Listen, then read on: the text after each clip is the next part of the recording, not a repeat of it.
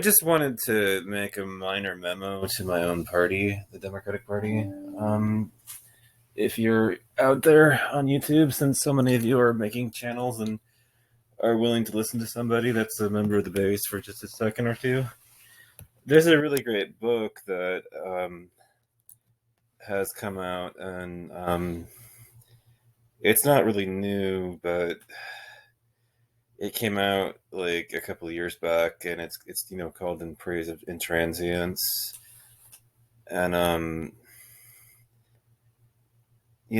know that it's kind of like a very controversial take and everything, and a way of looking at things, but it really was very thoughtful what the person actually pointed out, and I've come to the vantage point as a result of some of the stuff behind this, that the left really ought to have, we have turned, not the left, but libs have kind of turned, this idea of flexibility into a massive virtue in the culture, and it's actually a problem. Back during the torture chapter, basically of our recent history, back during the Bush years and everything, it was very easy. People decided that hard times meant that we had to become harder. We had to harden our hearts and resolve. And that meant that we had to engage in torture, basically, because terrorism was running rampant in the country, and a lot of libs kind of get this idea that we should compromise on our most sacred values, and give up this, and you would say that the United States doesn't engage in torture, only now it does. Enhanced interrogation is basically they mean torture. It's a euphemism. Flexibility gave us the idea that since terrorism was an ongoing problem, we have to give up, and we have to give up, quite frankly, our sacred values and beliefs. Like the United States government does not engage in torture, only, well, now it does.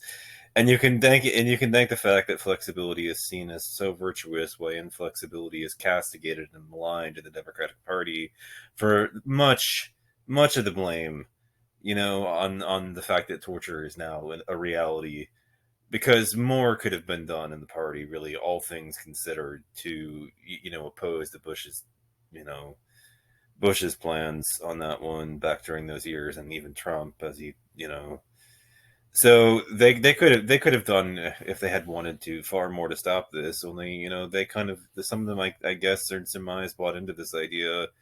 Well, here's what I think: the United States ought never engage in torture, even in desperate and hard times, and in fact, maybe even especially in desperate and hard times. I mean, we know, all we're doing in these enhanced interrogation torture exercises is basically creating more terrorists, because Al Qaeda, all the terrorists in the Muslim world, is now pointing to that and being like, "Oh, see, you can't you can't trust them. Look what they do. The great Satan has engaged in torture. Now they use that as a recruiting vehicle in their propaganda at this point. So it's kind of hard to argue that we ought to continue this uh, barbaric practice.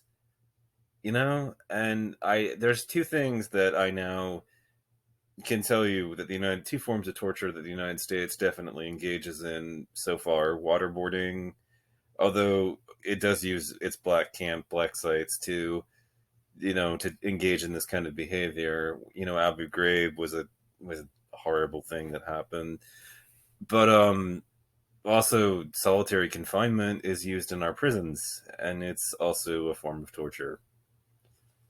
So the United States engages in torture, and it should stop doing that. And um, hard times and desperate times don't actually justify the use of these forms of torture. And additionally, I would argue that they can make the problems worse, because they provide an avenue that validates people that want to harm this country, because makes it easier to paint it as a great Satan, an evil country, full of infidels. So, what I think is that we should stop these practices. They should be banned. And yeah, that's about it. It's regrettable that a chapter was ever enabled to break out, and this leads me to the view that the left, like, has not the left, but the libs. Sorry, the distinctions are when talking. You get a little bit mixed up sometimes, but the libs have kind of forgotten. That sometimes, like, it's not universally the case, but quite often being bullish, stubborn, and inflexible can be virtuous too. They've kind of forgotten this. Yes, sometimes it's the other way around, but sometimes it isn't. So basically, like, on issues like torture, we should definitely be completely inflexible and not willing to compromise, even in times like these or during the Bush years and everything. And we should be doing everything we can to stop it from happening. But yes, I will concede to the other side that flexibility can be virtuous. It's just not always the case. And so I think that liberals need to learn, what to say no about.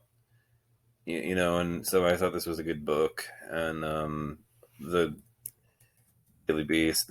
And yes, I make a very small channel. Okay, I don't do a professional over here. I don't have a professional channel. But I vote for the party. So